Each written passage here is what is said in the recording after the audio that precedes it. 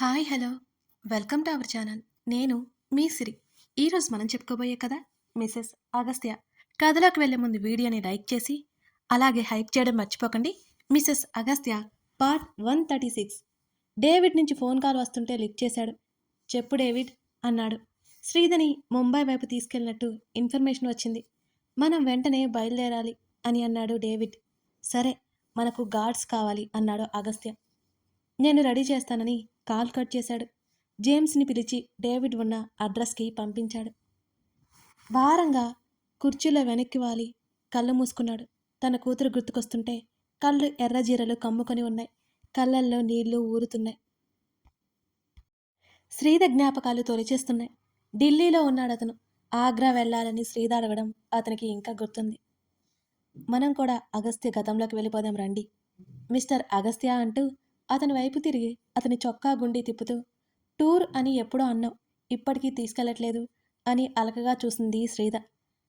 ఇప్పుడు వస్తావా, తీసుకెళ్తాను అని కళ్ళు ఎగరేశాడు. అక్కడ వెదర్కి నీ కూతురు అడ్జస్ట్ అవ్వలేదు బాబు. అక్కడ ఉంచడానికేమో చిన్నదైపోయింది. ఎలా రమ్మంటావు చెప్పు అని పెదవి విరిచింది. అలాంటప్పుడు ఎందుకు అడుగుతున్నావు తింగర్దానా? మొహం చిట్లించాడు అగస్త్య. నన్ను ఏదో ఒకటి అనడానికి ముందుంటావే. నెక్స్ట్ ఇయర్ మన యానివర్సరీకి ప్లాన్ చేద్దాం. అప్పటికి మా డాడీకి పెళ్లి చేసేస్తా. మా కొత్త మమ్మీ దగ్గర ఇది ఉంటుంది. మనమిద్దరం విహారయాత్రలు చేసి వద్దాం అని సిగ్గుపడుతున్నామని అదోలా చూస్తూ, అప్పటి సంగతి కదా ఇప్పుడెందుకు అని అన్నాడు. అతని మీసంపాటి లాగి, ఇప్పుడు గుర్తొచ్చింది, నువ్వు మాట ఇచ్చేస్తే మంచిది అని ముద్దుగా చెప్పింది. ఈ టైంలో మాటలు అవసరమా? మీదికి లాక్కుంటూ అడిగాడు. అవసరమే మహానుభావా, అవసరమే. అప్పటికప్పుడంటే నువ్వు వింటావా ఏంటి?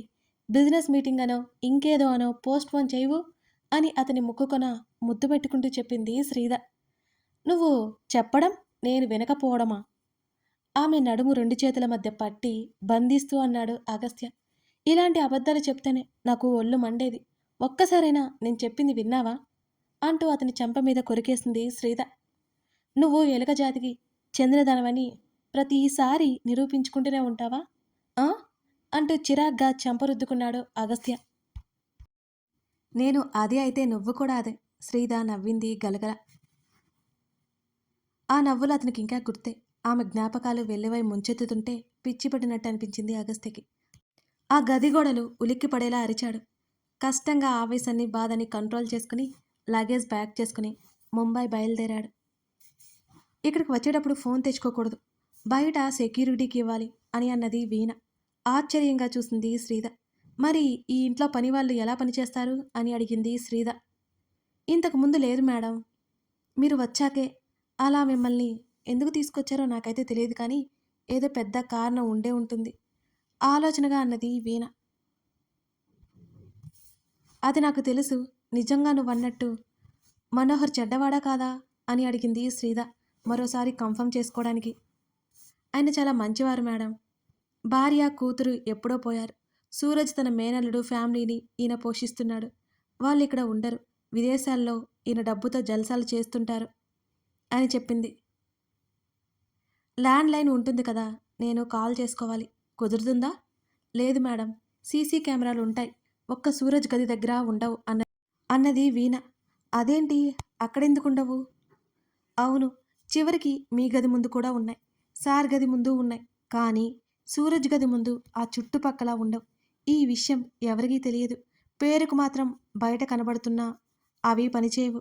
మనోహర్ సార్ లేనప్పుడు అమ్మాయిని తీసుకొస్తాడు చాలా సీక్రెట్గా అంటూ నెమ్మదిగా చెప్పింది వీణ. సూరజ్ని చంపి పడేయాలనిపించింది శ్రీధకి. సరే, ఆ సూరజ్ లేనప్పుడు నా ఫోన్ కాల్ చేసుకోవాలి, అతని గదిలోకి వెళ్ళడానికి వీలవుతుందా అని అడిగింది. అతను ఎప్పుడు వెళ్తాడో తెలియదు, కానీ నేను చూస్తాను మేడం అన్నది. నాకు నువ్వు సాయం చేయాలి. ఇప్పటి వరకు సూరజ్ ఆడాడు, ఇప్పుడు గేమ్ నాది అంటున్న శ్రీధ మాటలు అర్థం కాలేదు వీణకి. ఇప్పుడు తను పారిపోయిన మనోహర్ వదలడు, మళ్ళీ తీసుకొస్తాడు, మళ్ళీ ప్రమాదం సృష్టిస్తాడు. తన కుటుంబానికి ఖచ్చితంగా ఏదో ఒకటి చేయాలని ప్రయత్నం చేస్తాడు. అందుకే తను అవకాశం ఇవ్వకుండా చాలా తెలివిగా ఇక్కడి నుంచి బయటపడాలి అనుకుంది శ్రీధ. ఏం చేయాలని ఆలోచించి పథకం రెడీ చేసుకుంది శ్రీధ. చేతిలో ఉన్న మంగళసూత్రాలు భద్రంగా దాచుకుని, వీణ, నువ్వొచ్చేటప్పుడు పసుపు తాడు తీసుకొస్తావా అని అడిగింది. సరే అన్నట్టు తల ఊపింది వీణ. నేనొక నెంబర్ ఇస్తాను. నువ్వతనికి కాల్ చేసి నేనిక్కడ ఉన్నట్లు చెప్తావా అంది శ్రీధ. మా ఫోన్లు వాళ్ళ అండర్‌లో ఉంటాయి మేడం. మాకిక్కడ ఉండడానికి ఇల్లు వాళ్ళే ఇచ్చారు అని వీణ అన్నది. ఒక్క ఆశ పోయినట్టనిపించింది శ్రీధకి. అయినా సరే వెనక్కి తగ్గదు తను. సరే నువ్వెళ్ళు నేను జాగ్రత్తగా ఉంటాను అన్నది. తలుపులు వేసుకోండి మేడం అని చెప్పి బయటికి వెళ్ళిపోయింది వీణ. వెళ్ళేటప్పుడు రాత్రులు తలుపు వేసుకొని ఇంకోసారి మరీ మరీ చెప్పి వెళ్ళిపోయింది. ఎందుకు అంటే ప్రతిసారి వీణ రాదు. వేరే వాళ్ళు కూడా వస్తుంటారు శ్రీధ అవసరాలు చూసుకోవడానికి. అందుకే అన్ని జాగ్రత్తలు. తను ఏం చేయాలో డిసైడ్ అయ్యి అక్కడే ఉన్న బట్టల్లో మంచివి తీసుకుని తగ్గట్టు నగలు పెట్టుకుంది. కాసేపటికి వీణ జాగ్రత్తగా పసుపు తాడు తీసుకురావడంతో అది కట్టుకుని కనిపించకుండా అడ్జస్ట్ చేసుకుంది. ఒక్కసారి గట్టిగా ఊపిరి పీల్చుకుని లంచ్కి కిందకి బయలుదేరింది శ్రీధ. డైనింగ్ హాల్కి కాస్త దూరంలో మనోహర్ పియ్యతో మాట్లాడుతూ ఉత్సాహంగా కిందకి రావడం చూశాడు శ్రీధని. ఎవరైనా ఉంటే త్వరగా డిషెస్ తీసుకురండి, చాలా ఆకలిగా ఉంది అని డైనింగ్ టేబుల్ ముందు కూర్చుంది శ్రీధ. పియ్యని వెళ్ళమన్నట్టు సైగ చేసి ఆశ్చర్యంగా కూతురు వైపు చూశాడు మనోహర్. పనివాళ్ళు బిక్కమొహాలు వేసుకుని మరీ చూస్తున్నారు శ్రీధ వైపు. కళ్ళతోనే సైగ చేశాడు మనోహర్. వెంటనే వేడివేడి ఆహార పదార్థాలు డైనింగ్ టేబుల్ మీద చేరాయి. దాదాపు 50 రకాలు ఉన్నాయి. ఆశ్చర్యం బయటికి కనిపించనీయకుండా చాలా కవర్ చేసేసుకుంది శ్రీధ. ఆమె కంచంలో వడ్డిస్తుంటే చాలని చెప్పి అక్కడే ఉన్న మనోహర్ని గమనించి చూడనట్టే నెమ్మదిగా తినసాగింది శ్రీధ. మనోహర్ డైనింగ్ హాల్ దగ్గరికి నడిచి కుర్చీలో కూర్చున్నాడు. తన భర్త తన కూతురు సరిగ్గా భోజనం చేయరని గుర్తొచ్చి కళ్ళల్లో నీళ్లు ఆమె చేతుల మీద పడ్డాయి. పెద్ద పెద్ద ముద్దలు బలవంతంగా నోటిలో కుక్కుకుంది శ్రీధ. రోజు బెదిరిస్తూనో బ్రతిమాలతోనో తినే శ్రీధ ఇవాళ భోజనం తనంత తనగా తింటుంటే సంతోషంగా చూస్తూ తిన్నాడు మనోహర్. నాకు రేపటికి అంటూ తనకి కావలసిన లిస్ట్ వంట వాళ్ళకి చెప్పి తినేసి పక్కకెళ్ళిపోయింది శ్రీధ. మనోహర్ వేగంగా కాస్త తిని శ్రీధను అనుసరించాడు. అమ్మా శశి అని పిలవగా పట్టించుకోలేదు శ్రీధ. శశి అంటూ మరోసారి పిలిచాడు. ఏంటన్నట్టు చూసింది అతని వైపు. ఈ నాన్న మీద కోపంగా ఉందా అని ఆదుర్దాగా అడుగుతున్న అతని వైపు ముఖం చిట్లించి మరీ చూసింది శ్రీధ. అంతలోనే కోపం తమాయించుకుని, మీ మీద నాకు కోపం ఎప్పటికీ పోదు. నన్ను ఇంత కష్టపడుతున్నా మీ మీద కోపం లేకుండా ఎలా ఉంటుంది అనుకున్నారు అని అడిగి, నేను రెస్ట్ తీసుకోవాలి, నన్ను డిస్టర్బ్ చేయకండి అంటూ గదిలోకి వెళ్ళిపోయింది శ్రీధ. మేడం మేడం హడావిడిగా వచ్చింది వాణి.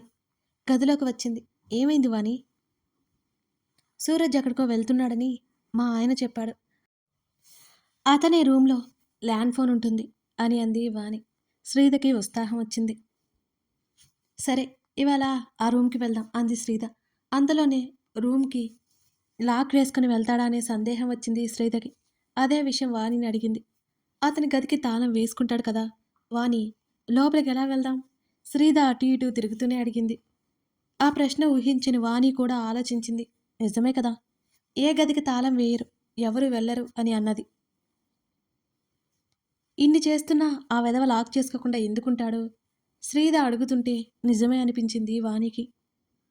అతను భోజనానికి వెళ్ళిన తర్వాత నేను చూస్తాను మేడం అని అంది వాణి.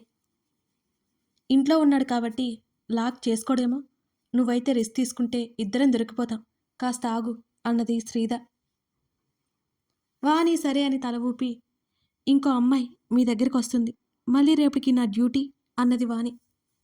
సరే అన్నట్టు తల ఊపింది శ్రీధ. టైట్ సెక్యూరిటీతో అవంతిని బామ్మని ఆనంద్ ఇంటికి పంపించాడు అగస్త్య.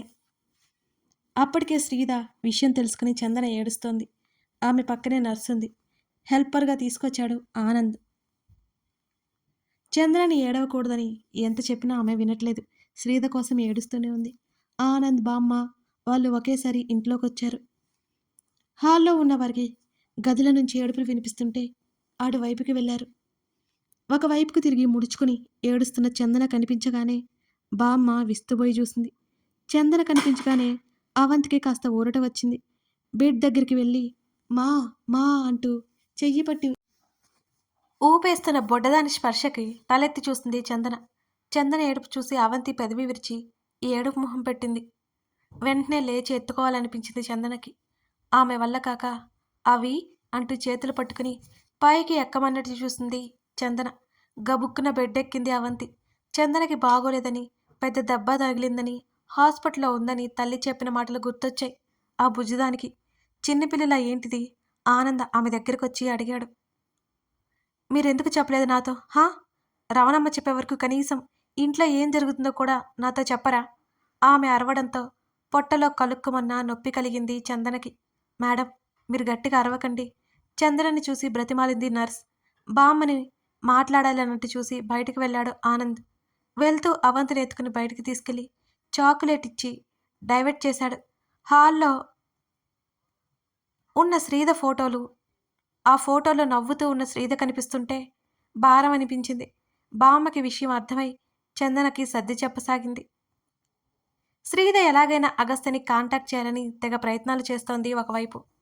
బామ్మ చందన ఇద్దరికీ ఎంత కంగారుగా ఉన్నా ఆనంద్ గట్టిగా అవంతిని చూసుకోమంటే మౌనంగా ఉన్నారు. ఆడి ఆడి అలసిపోయి నిద్రపోయిన అవంతిని ఎత్తుకొచ్చి గదిలోకి వెళ్ళిపోయింది బామ్మ. చందన పక్కన కూర్చున్నాడు ఆనంద్. కేర్ టేకర్ ఈవినింగ్ వరకు ఉండి వెళ్ళిపోతుంది. రాత్రిళ్ళు అతనే చూసుకుంటాడు ఆమెని. ఎవరూ లేని ఆమెకు అన్నీ అతనై ఉన్నా శ్రీధ మిస్ అయింది అంటే చందన ఊరికే ఉండలేకపోతోంది. ఆ విషయం తేలిగ్గా తీసుకోలేకపోతోంది. అవంతి తన తల్లి గురించి అడుగుతున్న ప్రతిసారి కలుక్కుమంటున్న భావన ఆమెలో ఎక్కువైంది. పెయిన్ ఎక్కువగా ఉందా? ఆమె చేతిని పట్టుకుంటూ నెమ్మదిగా అడిగాడు ఆనంద్. లేదన్నట్టు తలాడించింది. అది అబద్ధమని అతనికి కూడా తెలుసు. చూడు చందన, ఇప్పుడే నీ ఆరోగ్యం అస్సలు బాలేదు. ఇప్పుడు నువ్వు కేర్ తీసుకోకపోయినట్లయితే ముందు ముందు అఫెక్ట్ అవుతావని డాక్టర్స్ కూడా చెప్పారు.